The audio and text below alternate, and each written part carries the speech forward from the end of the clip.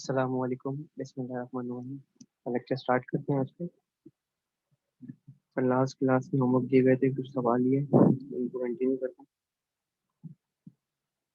सबसे पहले marker margin में अच्छे तरीके से आता है, हम अच्छे तरीके से कर भी चुके हैं इसमें काफ़ी सवाल।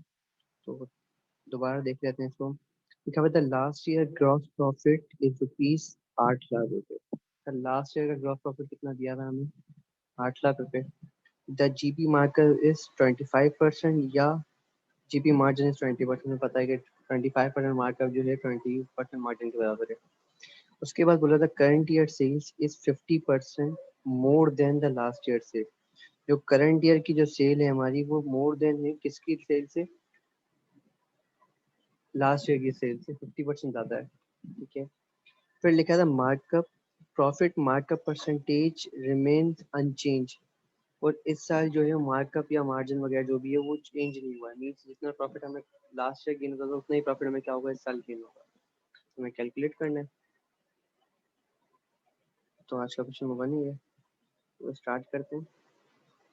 लेट्स से फॉर एग्जांपल हमने इक्वेशन बनाई हुई है कि सेल्स होती है हमारे पास, सेल्स होती है, कॉस्ट ऑफ सेल होता है और जीपी होता है, ग्रॉस प्रॉफिट।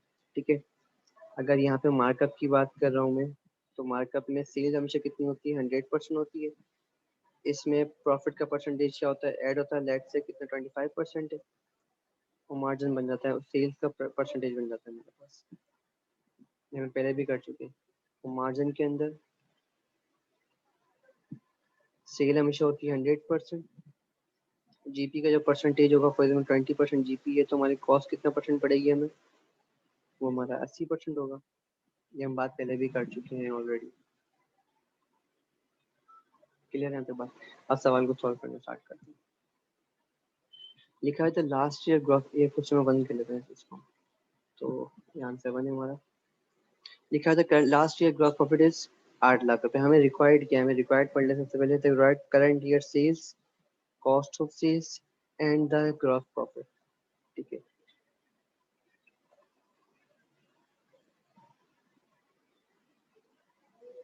तो सबसे पहले मैं क्या करता हूँ, लास्ट ईयर का अमाउंट निकाल लेता हूँ। लास्ट ईयर क्या क्या हुआ था? लास्ट ईयर का मेरे पास सेल्स आ रही होगी, लास्ट ईयर का कॉस्ट ऑफ सेल भी होगी, और लास्ट ईयर का जीपी भी होगा हमारे पास। तो लास्ट ईयर का जीपी मुझे दिया हुआ है कितना? 8 लाख। तो बात क्लियर है?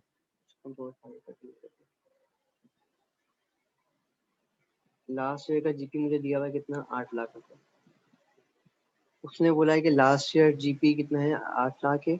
और जीपी अगर 25% मार्कअप है, तो फॉर एग्जांपल ये कितना होगा कॉस्ट ऑफ सेल का? ये 8 लाख रखा मैंने। 8 लाख अगर लेट से प्रॉफिट है, तो प्रॉफिट कितना होगा मार्केट केस में? 25%। 25% मेरे चाहिए 100%, तो 100% का भी मेरे लिए कॉस्ट मिल जाएगी। तो कितना आ गया अमाउंट मेरे लिए? 8 lakh multiply by 100 divided by 25।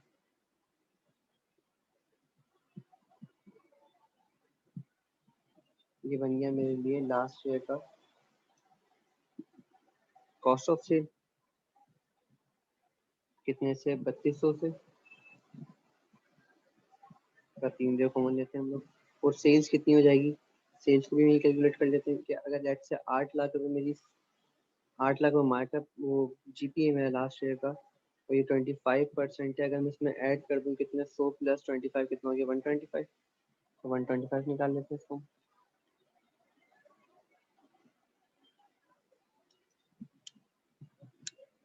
कितना आ गया? ये हमारे पास आ गया कोई 4 लाख से 40 lakh.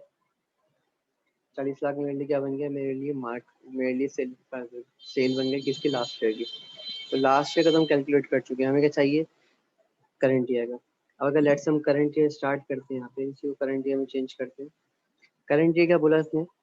The last year sales is 50% more than the current year sales is more than 50%। तो लास्ट ईयर की जो भी सेल होगी उसका कितना परसेंट? 50%।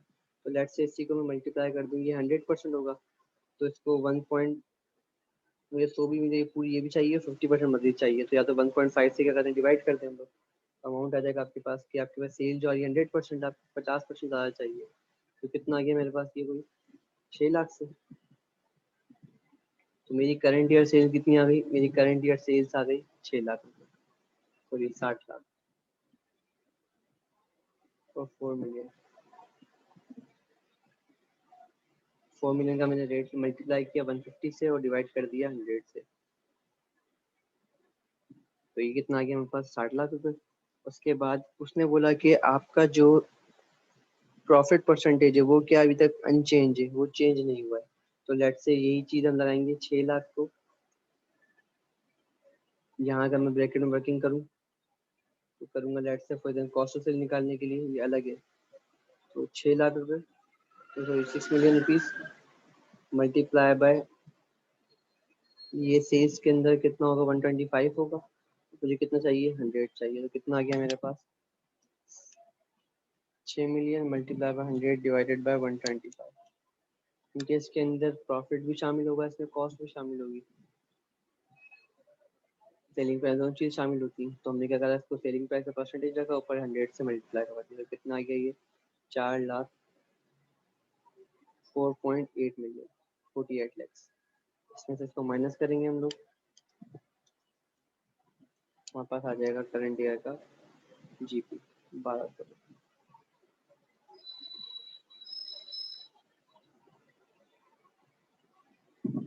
यहाँ तक बात क्लियर है?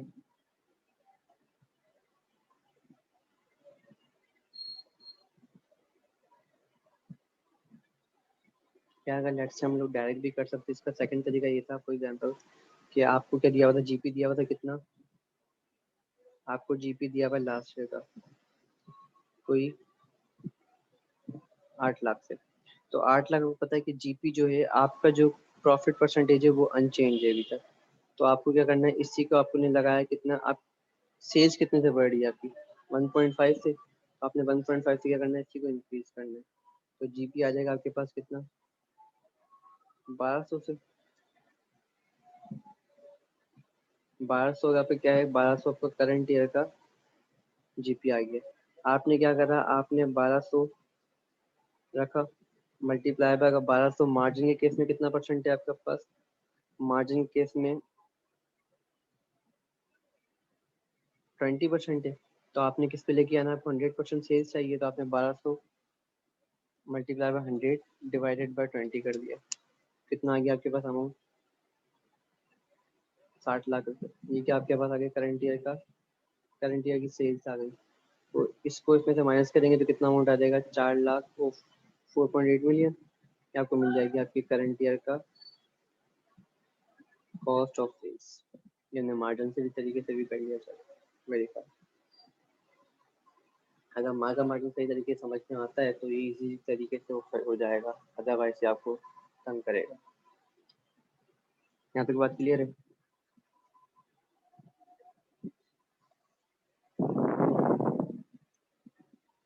यहाँ पे प्रॉफिट परसेंटेज चेंज नहीं होता, इसलिए मैंने सेम रखा। और 20% मार्कअप, वो 25% मार्कअप जो है वो हमारे पास सेम होता है 20% मार्जिन के। तो मार्कअप से करें मार्जिन से करें, ये आंसर दोनों में सेम आएगा।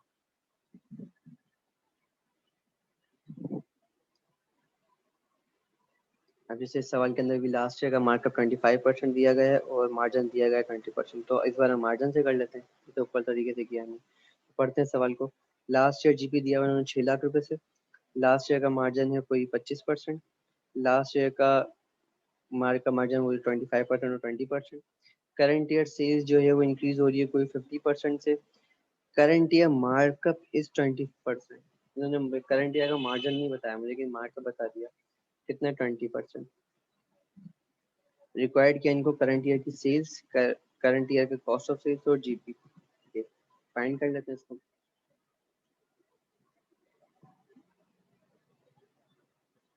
हम पहले सब चीजें करंट ईयर की निकाल लेते हैं।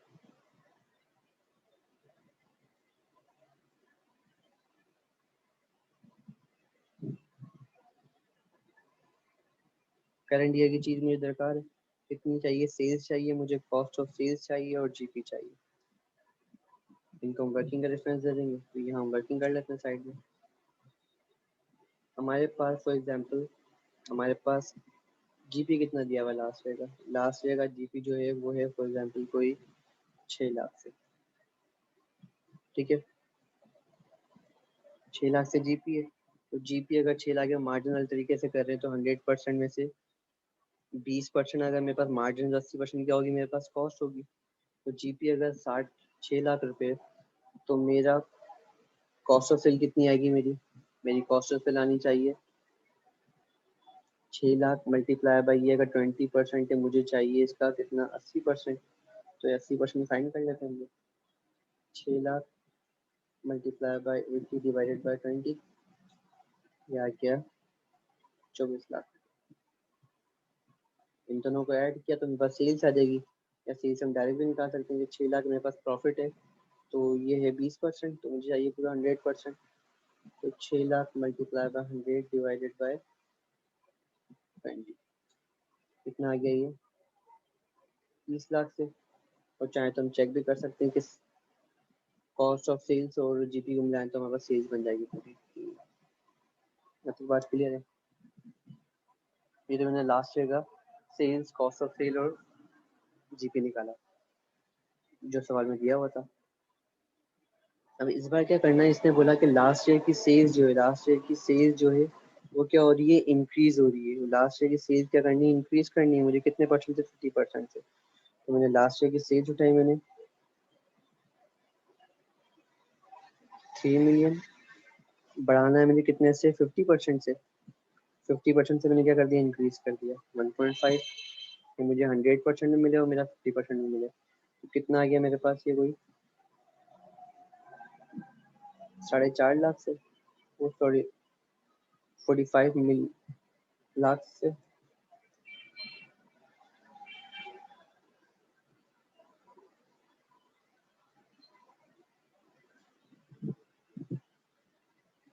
उसके बाद फिर क्या करेंगे हम लोग,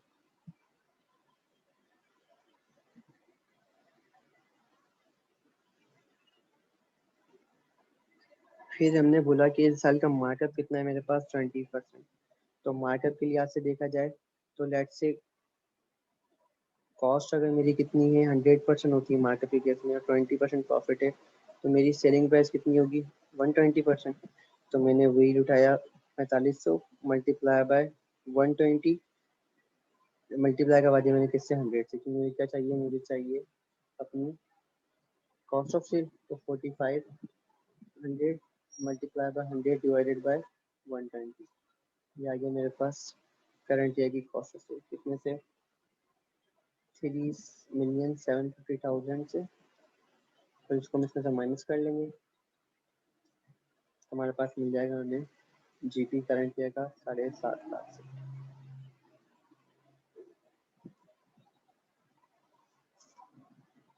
बात क्लियर है यहाँ तक।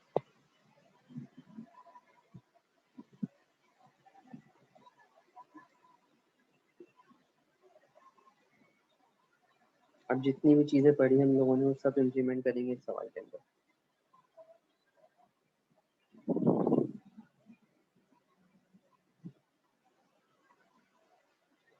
मैं रीड करवा रहा हूँ, आप लोगों ने वीडियो पॉज करनी है और उसको खुद करने की अगेन कोशिश करनी है, क्योंकि ऊपर वाला सेक्शन में सीख चुके हैं अच्छा खासा, दोबारा ट्राई करना ही है।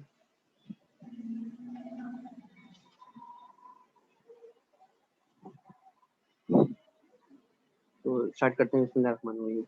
ओपनिंग एंड क्लोजिंग डेटर्स दिए हुए इन्होंने कितने, 1.1 मिलियन से एंड 1 मिलियन से, ठीक है। Margin on sales is 25%, margin on sales is 25%। एक एक चीज याद रखनी है सवाल के अंदर, margin on sales is 25%, 80% of goods are sold on credit। 80% goods जो है वो किस पे बिकते हैं, हमारे पास क्रेडिट पे भी सेल होते हैं। मीन्स 20% किस पे होते होंगे, कैश पे होते होंगे, ठीक है। 80% अगर क्रेडिट पे हो रहे हैं, 20% कैश में होते होंगे। फिर इसने बोला हमें margin on credit sale is 25%। जो क्रेडिट सेल का मार्जिन है वो कितना है, 25% है। or the cash sales are made at 20% lower than the credit sales price। जो कैश सेल्स है वो लोअर देन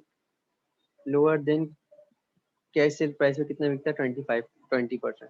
मीन जो क्रेडिट सेल जो आप सेल करते हो उसका 20% लोअर देन पे क्या सेल होता है, कैश सेल होती है। फिर लिखा हमारे पास ओपनिंग स्टॉक इज 6 लाख रुपए and the closing stock is 1.5 lakh more than opening balance. Means opening balance अगर 6 लाख है तो क्लोजिंग बैलेंस क्या होता है 1.5 लाख ज्यादा है, मीन्स 7.5 लाख हो जाएगा क्लोजिंग बैलेंस। 6 लाख ओपनिंग है तो कितना 1.5 लाख ऐड कर दूंगा 7.5 लाख आ जाएगा। फिर हमारे पास बोला है इसने पेमेंट्स। क्रेडिटर को पेमेंट हो रही है 1.8 मिलियन, वैकल्पिक हो रही है 1.2 मिलियन, एक्सपेंसेस हो रहे हैं 1 मिलियन के और ड्राइंग हो रही है 0.5 मिलियन की। फिर इसने बोला कि 20% of expenses and drawings 20% of expenses and drawings are made through cash. कैसे होती हैं, कैश में होती है 20, बाकी 80% कैसी होती होंगी। 80% जो है इन दोनों का जो 20% है वो किस में होता है, वो कैश में होता है। बाकी 80% कहाँ से होती है हमारे पास, बैंक से होती होगी। ठीक है, एक चीज लिख लेनी है सवाल में। फिर लिखा हुआ है the cash transfer to bank 3 lakh रुपए। कैश ट्रांसफर हुआ कहाँ पे, बैंक के अंदर, कितना 3 लाख रुपए। Opening opening cash and opening creditor balance are rupees 1.5 lakh and 5.5 lakh. Opening cash का बैलेंस और ओपनिंग क्रेडिटर का बैलेंस कितना है हमारे पास, 1.5 लाख और 5.5 लाख। मीन्स हमें कोई भी क्लोजिंग बैलेंस नहीं दिया हुआ इन्होंने ओपनिंग का, ना कैश का ना क्रेडिटर का। ठीक है, opening and closing bank balances दिए हैं उन्होंने 5 लाख से और 6 लाख से।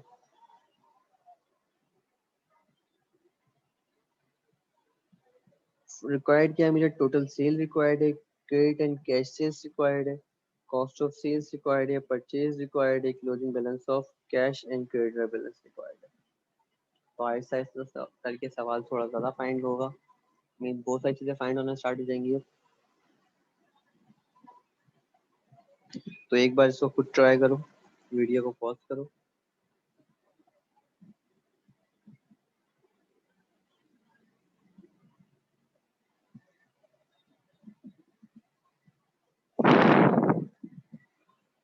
ठीक है, हम स्टार्ट करते हैं।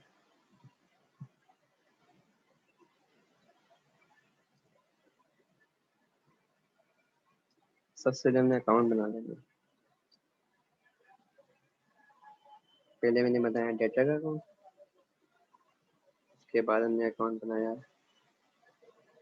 किसका दिया हुआ है हमें, कैश का दिया हुआ है। हमें बैंक के बैलेंसेस दिए हुए, हमारे पास स्टॉक दिया हुआ है,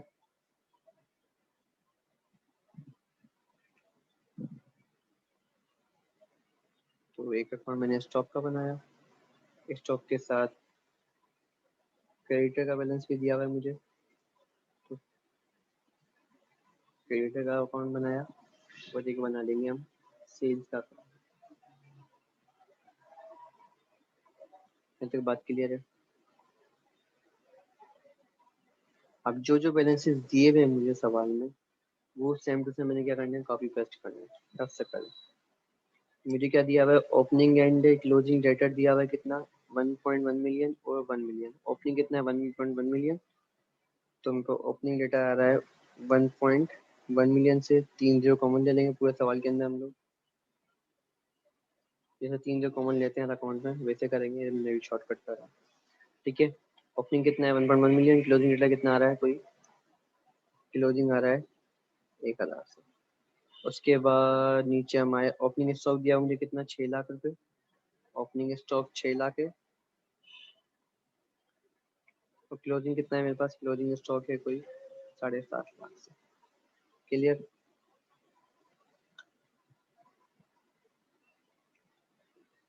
फिर आपके पास ओपनिंग क्रेडिट का बैलेंस दिया हुआ 1.5 लाख से और 5.5 लाख से। मीन्स ओपनिंग कैश का बैलेंस आपके पास 1.5 लाख से, मीन 150 से, और ओपनिंग क्रेडिटर का बैलेंस दिया हुआ आपको 5.5 लाख से, मीन 550 से। तो ख्याल से करना, ये डेबिट हो रहा था, ये क्रेडिट हो रहा है, अकाउंट को इस लिहाज से भी देखना है। अच्छा भाई, उसके बाद लिया हुआ है opening and closing balance. Opening balance कितना दिया हुआ है मुझे, 5 लाख। मीन्स 500, क्लोजिंग बैलेंस दिया हुआ है मुझे कोई 6 लाख, 6 लाख आ गया। क्लियर है बात यहाँ तक? जो चीज सवाल में दी हुई थी मैंने सिर्फ वो लिख दी।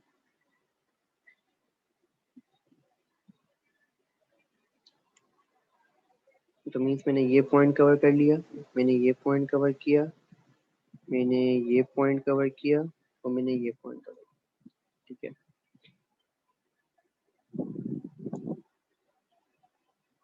अच्छा इस डेटर के अकाउंट में क्या क्या चीजें आ सकती हैं? डेटर के अकाउंट में मे बी सेल्स आ सकती है, डेटर के अकाउंट में कैश या बैंक से बैलेंस रिसीव हो सकता है। सवाल के अंदर कोई इंडिकेशन नहीं थी सेल रिटर्न की, तो सेल रिटर्न नहीं डाल रहे हम लोग। कोई परचेज, कोई हमारे पास परचेज रिटर्न की इंडिकेशन नहीं थी, परचेज रिटर्न नहीं डाल रहे। इसके अलावा कोई बैड डेट की इंडिकेशन नहीं थी, डिस्काउंट अलाउड की इंडिकेशन नहीं थी, तो हमने वो नहीं, जो चीज़ें हमें दी हुई थी हमने वो कॉपी करी। अब ना मुझे कैश और बैंक का बैलेंस पता है, ना मुझे सेल्स का बैलेंस पता है, तो मेरी दोनों में से कोई एक चीज़ मेरे पास फाइंड होनी चाहिए।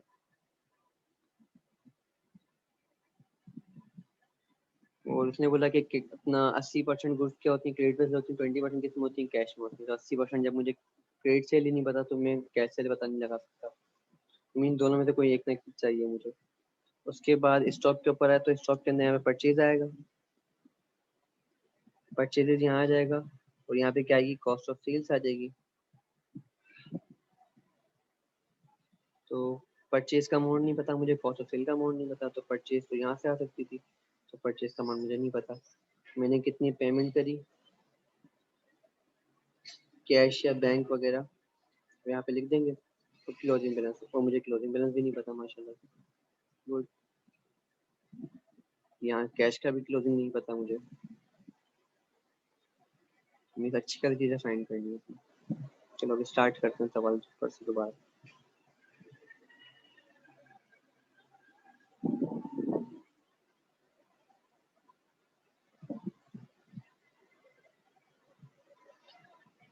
पेमेंट का बात है, पहले हम लोग पेमेंट कहाँ से हो रही है? पेमेंट हो रही है 20% कैश से हो रही है, बाकी चेक से हो रही है, बाकी जो दो चीज़ें हो रही होंगी वो कहाँ से? बैंक से हो रही होंगी। मैंने क्रेडिटर को पेमेंट करी, मैंने क्रेडिटर को पेमेंट करी कोई 1800 से, और एक व्हीकल परचेज की कितने से? 1200 से। तो क्रेडिटर को पेमेंट हुई है, तो क्रेडिटर का बैलेंस यहाँ दिखा दूंगी कितने से? 1800 से। यहाँ तक बात क्लियर है? कॉन्ट्रा एंट्री में हाथ क्या बना लेनी है, यहाँ तक क्लियर है? 1800 वहाँ मैंने बैंक से पेमेंट करी, और यहाँ मैंने 1800 रुपये क्रेडिटर के अकाउंट से क्या कर दिए? कम कर दिए।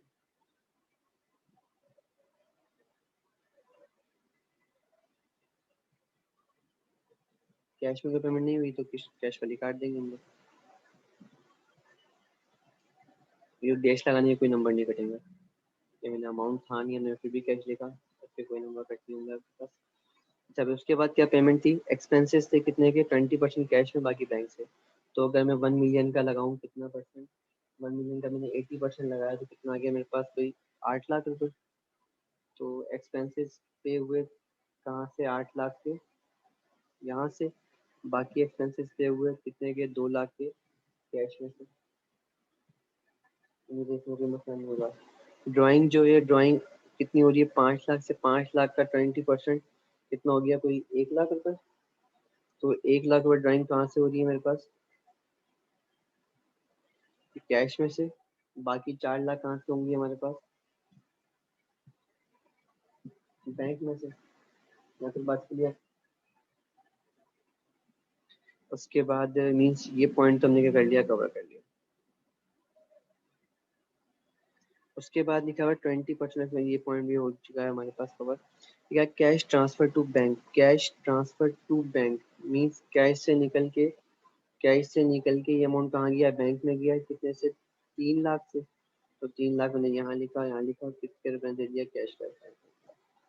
यहाँ तक बात क्लियर है?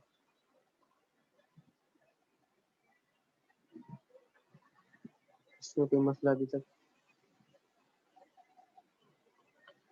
अब मुझे क्लोजिंग बैलेंस नहीं पता और कैश सेल्स भी हुई है, तो मीन्स मुझे सेल्स का अमाउंट भी नहीं पता। इस कैश सेल्स मैंने कितनी करी है? कैश सेल्स कितनी? तो मुझे कैश सेल्स चाहिए। कैश सेल्स मिल जाएगी, क्लोजिंग मिल जाएगा, और ना क्लोजिंग मिल जाएगा कैश सेल्स मिल जाएगी। ठीक है। और यहाँ पे अगर लेट से कोई भी बैलेंस बचता है मेरे पास, तो लेट से वो मुझे क्रेडिटर ने पैसे दिए, वो मेरे डेटर से पैसे दिए, तो अगर बैलेंस की जगह बच रही है तो सबको बैलेंस कर लेता हूँ। 6 lakh plus 4 lakh plus 8 lakh plus 12 lakh plus 18 lakh minus 8 lakh, 5 और प्लस कितने बचे आपके पास? 40 लाख। नहीं, 40 लाख क्या हुआ आपको डेटर से पैसे रिसीव हुए, उनके बाद मुझे कैश में तो पैसे नहीं मिले, कैश में क्रॉस कर देंगे। तो 4 लाख प्लस 1 लाख, 5 लाख, 5 लाख में से 11 लाख माइनस किए तो आपके बच्चे 3 लाख 39 लैक्स बचे आपके पास।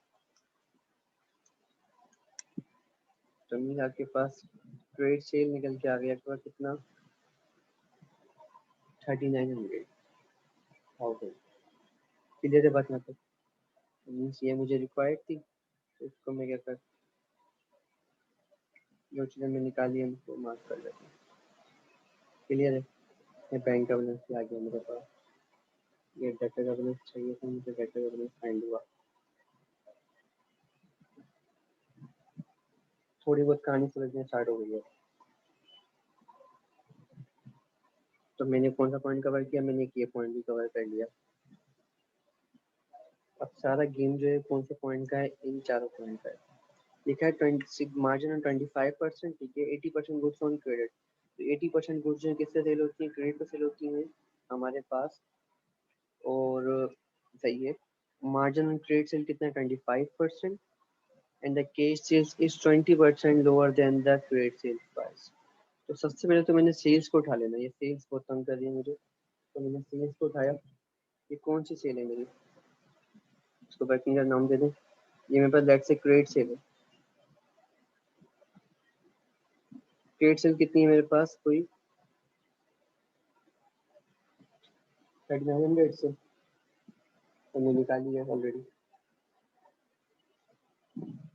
3900 जो है हमारे पास, ये कितने परसेंट मार्जिन पे सेल होती है? ये होती है कोई 25% मार्जिन पे सेल होता है, 25% मार्जिन। अगर ये 25% मार्जिन सेल होती है मीन्स ये कितना होगा? 100% होगा। और अगर 25 अगर मैं इसमें से निकाल लूँ तो मुझे चाहिए लेट से कॉस्ट ऑफ सेल चाहिए। अगर मुझे कॉस्ट ऑफ सेल चाहिए अगर, तो ये अगर 3900 जो अमाउंट आ रहा है आपके पास, ये अगर 100% है तो आपकी कॉस्ट ऑफ सेल कितनी होगी इसका? 75%। तो कितना अमाउंट आ गया? ये 3900 को 75 डिवाइडेड बाय 100 किया, ये आ गया कोई आपके पास 2925। ये आपके पास क्या आ गई? आपके पास कॉस्ट ऑफ सेल्स आ गई किसकी? क्रेडिट सेल की। क्रेडिट सेल की क्या आ गया आपके पास? कॉस्ट ऑफ सेल आ गई।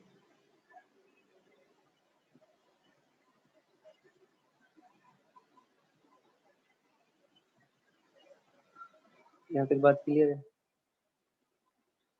ये किसकी है? क्रेडिट सेल की है। ये बजा रखना है। आपको क्या निकालनी है? आपको कैश सेल्स निकालनी है। आपको क्या निकालना है? आपको कैश सेल्स निकालनी है। तो कैश सेल्स के लिए क्या लिखा हुआ है ऊपर हमारे पास? अभी थोड़ा करने की कोशिश करो दोबारा से।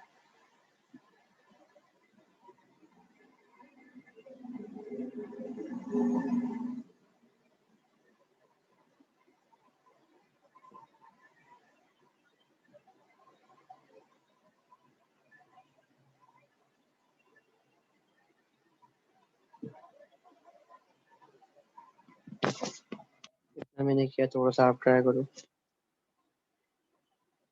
कैश सेल्स कितनी है? खाली कैश सेल्स बता दो मुझे खाली बस।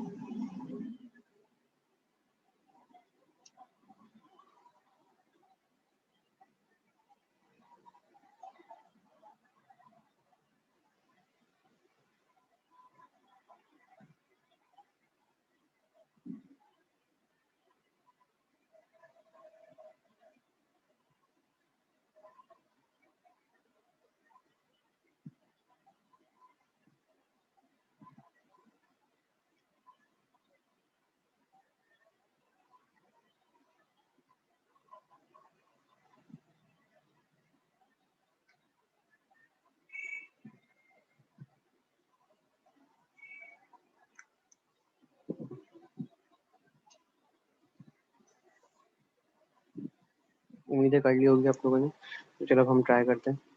20% क्या है हमारे पास? 20%,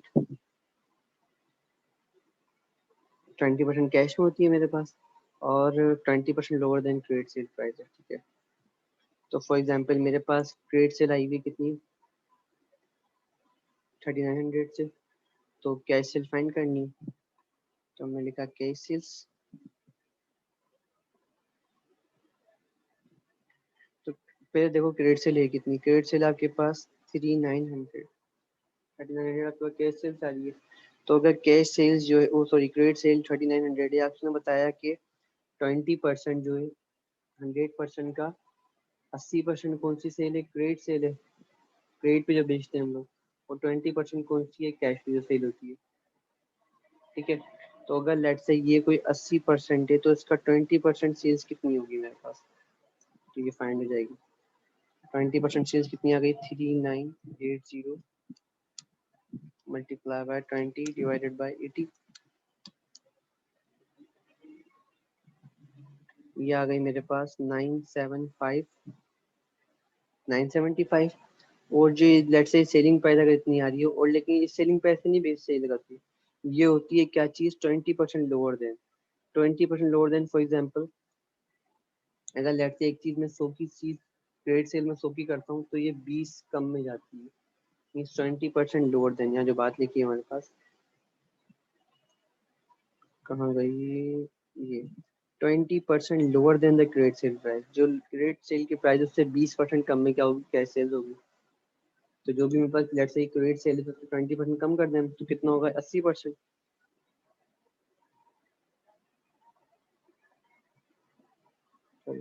ये है 100% पूरी की पूरी। मुझे क्या चाहिए? 20% कम में बचे, और मैं 20 माइनस कर दूँ तो कितना बचेगा? 80। तो 975 मल्टीप्लाई बाई 80 डिवाइडेड बाय 100, कितना आ गया मेरे पास? ये 780।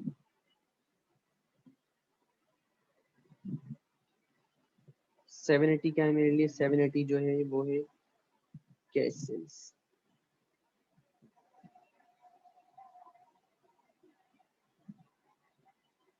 यहाँ तो कोई मसला, दोबारा से बात कर लेते हैं।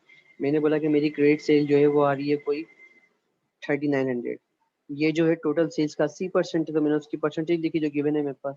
और मुझे रिक्वायर्ड क्या है? मुझे मुझे अपनी कैश सेल्स जगह, कैश सेल्स कितनी थी मेरी? 20% कैश सेल्स थी, तो मैंने 20% निकाला, कितना अमाउंट आ गया? 975,000।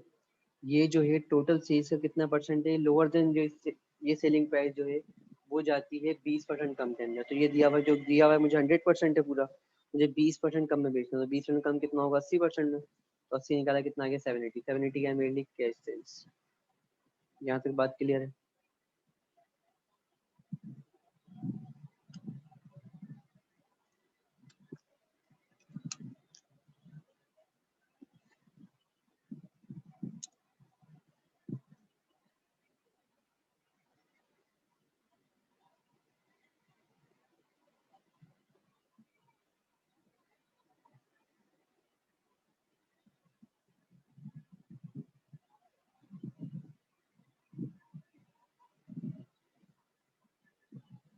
अब अगर लेट से मैं इसकी जो कैश सेल्स है, इसकी मैं कॉस्ट ऑफ सेल निकालना चाहूँ, तो टोटल कॉस्ट ऑफ सेल निकालूंगा। अगर अगर हमने टोटल कॉस्ट ऑफ सेल निकालें, टोटल कॉस्ट ऑफ सेल्स कितनी आ रही है मेरे पास? लेट से आपके पास 29 जो है, ये कितनी, कौन सी सेल से? क्रेडिट सेल का था। तो 2925 जो है, ये कितनी परसेंट सेल है? 80%। तो आपके टोटल सेल्स कितनी है आपकी? 100%। तो 100% की आ जाएगी cost 2925 multiply by 100 divided by 80। आपके पास टोटल कॉस्ट ऑफ सेल कितनी आ गई? टोटल कॉस्ट ऑफ सेल आ गई आपके पास 3656.25। ये आपके पास क्या आ गई? टोटल कॉस्ट ऑफ सेल आ गई। तो देखो ना, आपकी चीज सेल कम में हो रही है, लेकिन आपके पास कॉस्ट ऑफ सेल तो सेम जा रही होगी ना आपके पास से।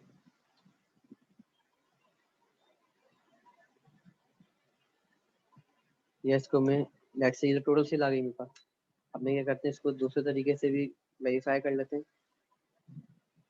कि लेट से आपकी कॉस्ट ऑफ सेल कितनी आ रही थी? 2925 आ रही थी। ये थी कितने परसेंट सेल्स की? 80%, तो आपको चाहिए सिर्फ 20%। तो कितना 20% कितनी आ रही है कॉस्ट ऑफ सेल? 20% आती है कोई 7,31,250। ये कितने अमाउंट की सेल है? ये 20% अमाउंट की सेल है। क्या लेट से ये अमाउंट जो है हमारे पास 80% सेल का है, कॉस्ट ऑफ सेल है, तो 20% सेल की कितनी होती? 7,31,250। ये जो है हमारे पास, ये अमाउंट अगर 75% है मेरे पास, कॉस्ट ऑफ सेल 25 मार्जिन करने के बाद थी, 75 तो 100% क्या होती मेरे पास? सेलिंग प्राइस होती। लेकिन लेकिन ये चीज़ मैं बेचता हूँ, वो क्या बेचता हूँ मैं? Lower than 20%। मीन जो क्रेडिट सेल्स की प्राइस, क्रेडिट सेल की प्राइस जो है 100%, उससे कितने बेचता हूँ? 20 रुपये कम में बेचता हूँ, 20% कम। तो कितना हो जाता? 80 हो जाता। तो आप उसको कैलकुलेट करोगे तो आपके पास अमाउंट आ जाएगा कोई 7,80,000। तो अगर मैं खाली ये चेक करूँ कि मेरे पास वो कितनी आ रही है, कॉस्ट ऑफ सेल कितनी आ रही है, तो इसको प्लस करें। कॉस्ट ऑफ सेल किसकी, कौन सी कॉस्ट ऑफ सेल है? ये कैश सेल्स की कॉस्ट ऑफ सेल है, और क्रेडिट सेल की कॉस्ट ऑफ सेल का प्लस कर ले तो अमाउंट ये आएगा 3,656,250। क्लियर है बात यहाँ तक? तो इसको हम पुट कर लेते हैं इस सवाल में। कैश सेल्स कितनी आ रही है? 7,80,000 से। तो कैश सेल्स आ गया आपके पास 7,80,000 से, तो 780 आ गया मेरे पास। ये मैंने फाइंड किया है, तो ये मैं कैश सेल्स पे, आप लोगों ने बॉक्सिंग करनी है इसकी, क्या पता चले आप लोगों ने फाइंड किया क्या है। अच्छा, उसके बाद cost of sale, total cost of sale कितनी आ रही है आपके पास? 3,656,000। 3,656,250। अभी हम राउंड ऑफ को इग्नोर कर रहे हैं, तो बस इतना लिख लेते हैं। तो आपके पास परचेज का अमाउंट आ जाएगा कि 750 प्लस 3,656 माइनस 600, कितना आ गया आपके पास? 3,806।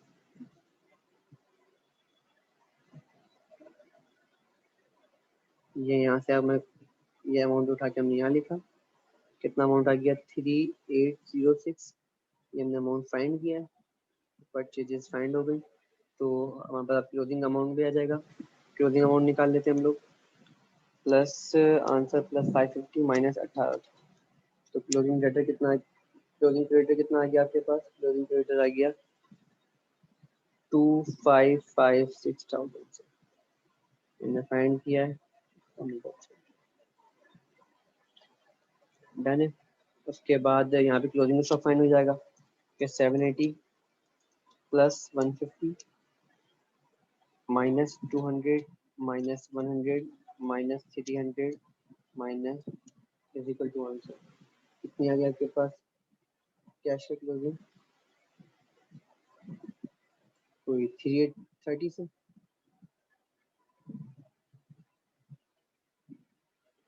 330 से क्या आ गया? बनाता याद नहीं गया क्या। क्लियर है बात?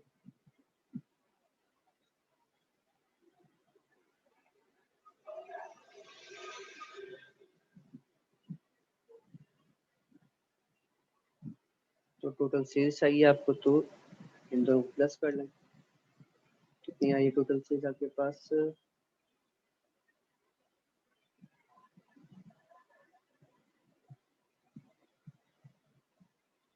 क्रेडिट सेल आ रही थी कोई 3,900 से, और कैश सेल्स आ रही है आपके पास कोई 780 से। इनको प्लस करके भेज देंगे प्रॉफिट एंड लॉस अकाउंट के अंदर।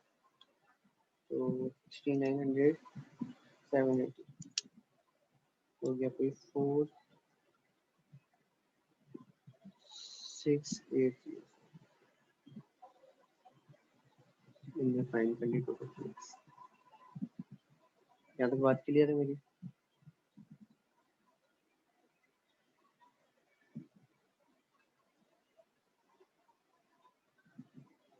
यहाँ तो कोई मसला?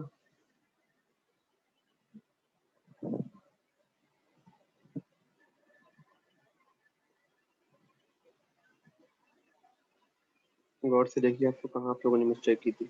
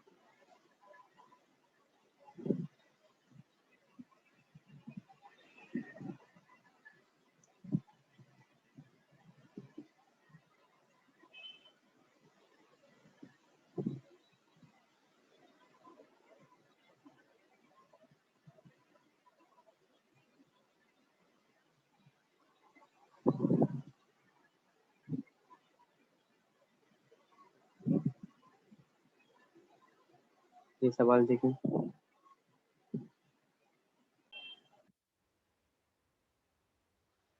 ठीक है सर, सवाल को आपने बताया था, हमें वीडियो को पॉज करनी है। सबसे पहले रिक्वायरमेंट पढ़ लेते हैं।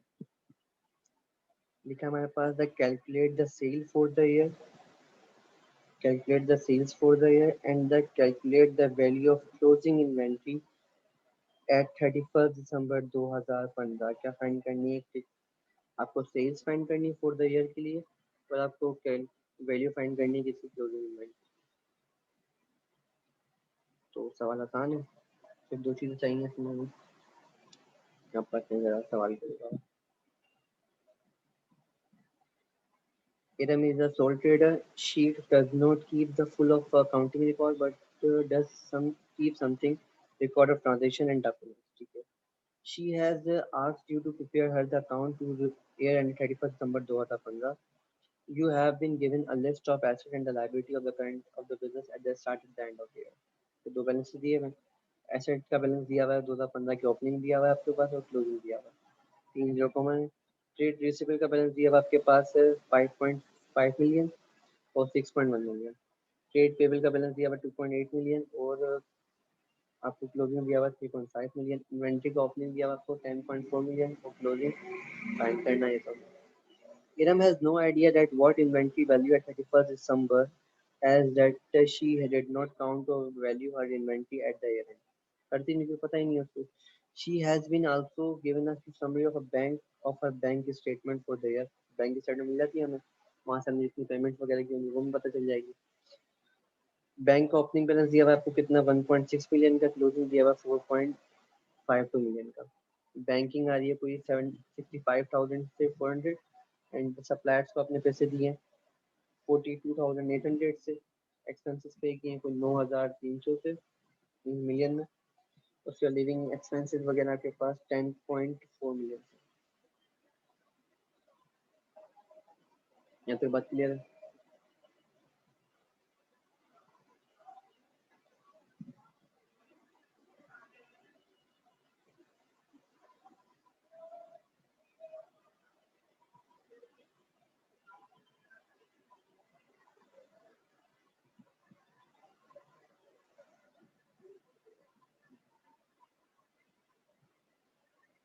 फिर आगे बोला इसने आपको, तो you have been able to gather the following information from the Iram।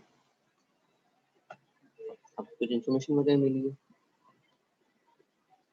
वो इन्फॉर्मेशन क्या है, that the Iram banks Iram banks are taking from the till that week each week each week, but before doing so pay 50,000 to her employees। ठीक है।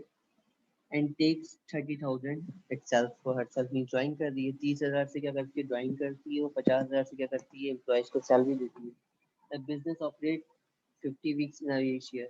ठीक है। 50 weeks में लगे तो इनको मैं मल्टीप्लाई कर देंगे 50 से।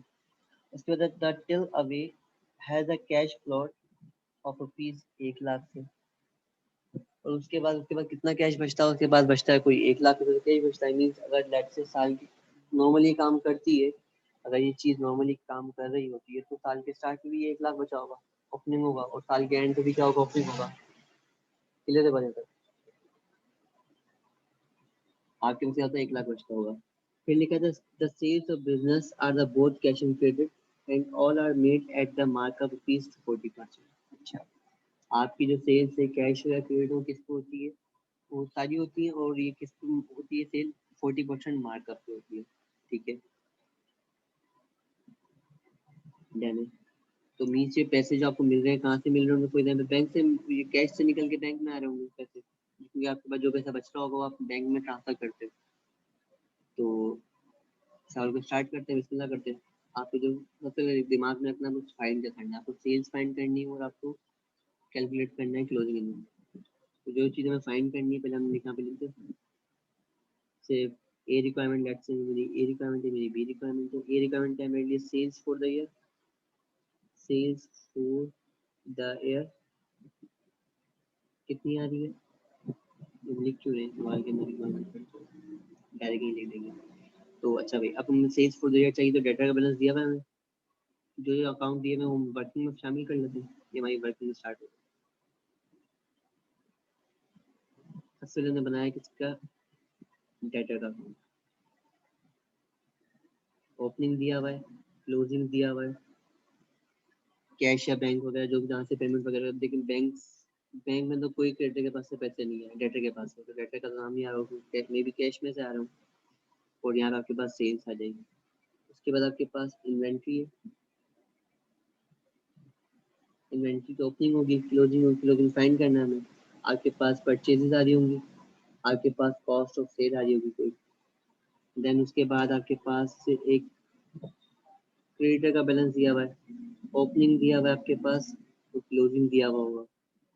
आपके पास एक कैश का बैलेंस बताया हुआ उसने, तो कैश का बैलेंस किससे बताया इसने आपको, कैश के अकाउंट में से बोला कि ओपनिंग भी लेट से उसकी जब सब काम कर लेती है तो उसके पास 1 लाख रुपए बचते हैं, तो 1 लाख रुपए लेट से अगर हर साल यही करती है तो साल के स्टार्ट में 1 लाख होंगे, और साल के एंड में भी कितने होंगे, 1 लाख ही होंगे। यहाँ पे बात क्लियर है, यहाँ तो कोई मसला।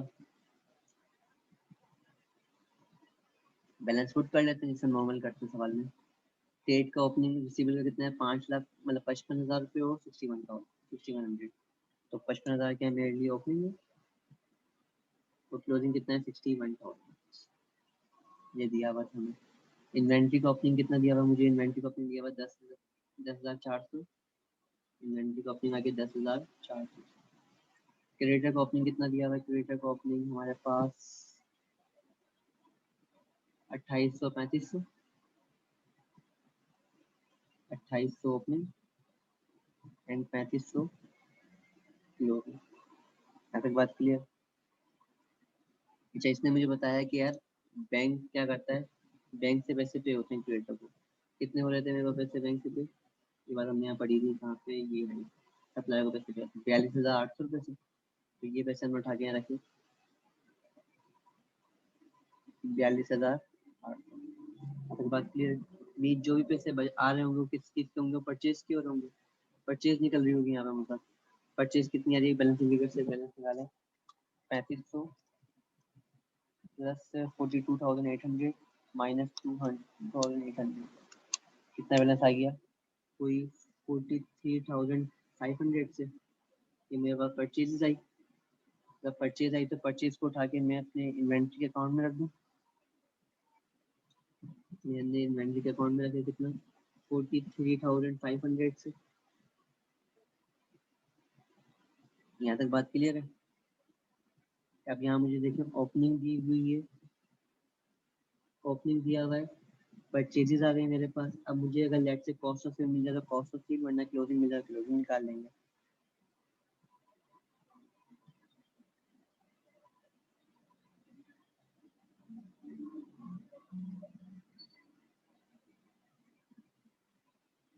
तो अब हम क्या कर सकते हैं इसके लिए,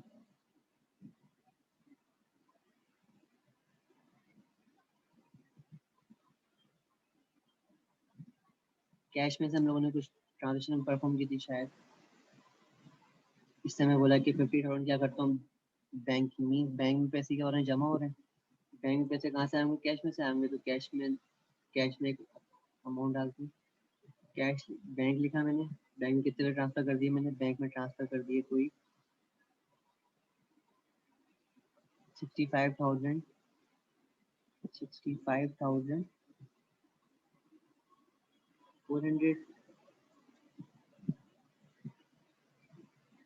ये बना था। इसके बाद मैंने सैलरीज पे करता हूँ, और हम लोग ड्राइंग करते हैं। ड्राइंग कितने से थी, ड्राइंग थी हमारे पास तो 30 से, और 50 महीने काम होता है। और यहाँ पे थी 50 रुपये सैलरी थी, 50,000 सैलरी थी, 50 30 से होता है काम होता है रंग के अंदर। तो 50 मल्टीप्लाई बाय 50, ये आ गया मेरे पास 2500, और 30 इंटू 15 50 1500। तो मीन्स अगर बाकी पैसे अगर लेट से अब यहाँ जो भी बैलेंस फिगर आ रहा है हमारे पास, कितना हो गया हमारे पास 1500 प्लस 2500 प्लस 65,400, ये आ गया 69,400। 69,000 क्या मेरे लिए बैलेंस भी करे, मीन्स ये मुझे मेरे डेटर से पैसे रिसीव हो रहे होंगे। बैंक में कोई पैसे रिसीव नहीं होते, मेरे पास डाटा के पास से आ रहे होंगे पैसे। तो डाटा के अंदर कितना ऐड कर दिया मैंने, डाटा में ऐड कर दिया 69,400 से। तो मुझे यहाँ पे सेल्स चल गई मुझे। अब अगर लेट्स से फॉर एग्जांपल कोई हमारे पास कैश सेल्स भी हुई होगी, बताया नहीं है मुझे कि कैश सेल्स कितनी है, क्रेडिट सेल कितनी है, तो टोटल मैंने डाटा में डाला, जो भी पैसे रिसीव होंगे वो मैं सेल्स डाल दी, सेल्स में टोटल आ जाएगी यहाँ पे कितने से, सेल्स आ गई मेरे पास 6100 प्लस 69,400, 500 माइनस करा तो ये मेरे पास सेल्स आ गई कोई 70,000। 70,000 में दोनों चीज़ें कैश भी है और क्रेडिट भी है, बताया हुआ नहीं था मैंने, मैं डायरेक्ट क्लियर है बात। नहीं, सेल्स फॉर द ईयर कितनी आ गई आपके पास, सेल्स फॉर द ईयर आ गई आपके पास कोई 70,000 से। क्लियर है, अब क्लोजिंग एंड मल्टीप्लाइंग करेंगे तो, और इसने बताया हुआ नीचे हमें कि कितने में बेचता है, कैश हो या क्रेडिट हो, 40% मार्कअप पे। तो इसी को मैं फाइंड करूँ यहाँ पे 70,000 मल्टीप्लाई बाय, अगर ये मेरे को सेलिंग प्राइस जो है 40% मार्कअप पे, नीचे 140 होगा, मुझे 100 भी मिल रहा होगा, 40 मिल रहा होगा, मुझे पे लेके आना है तो 100 पे लेके जाना।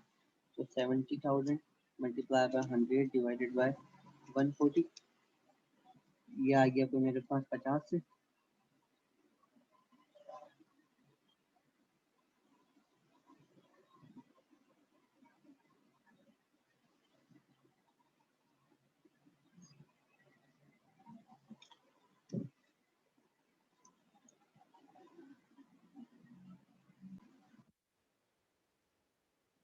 आपके पास कॉस्ट ऑफ सेल आ गई कितने, 50,000 से। तो आप क्लोजिंग फाइंड कर सकते हो इजीली, 10,400 प्लस 43,500 देन 50,000, क्लोजिंग है आपके पास कोई 3,000।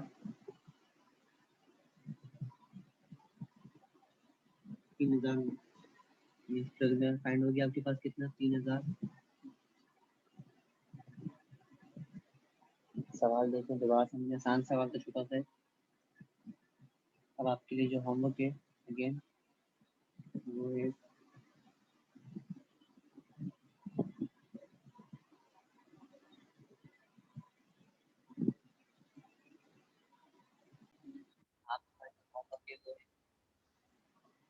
दूसरे वाला उसको और से देखें, कोशिश करें करने की। रिक्वायरमेंट क्या है, prepare the SFCI for the year 30%। तो आपको आती है तो क्या कराना, जो सी है उनके लिए आज से दूसरी चीज़ें फाइंड करें। इंशाल्लाह मिलते हैं, बाय।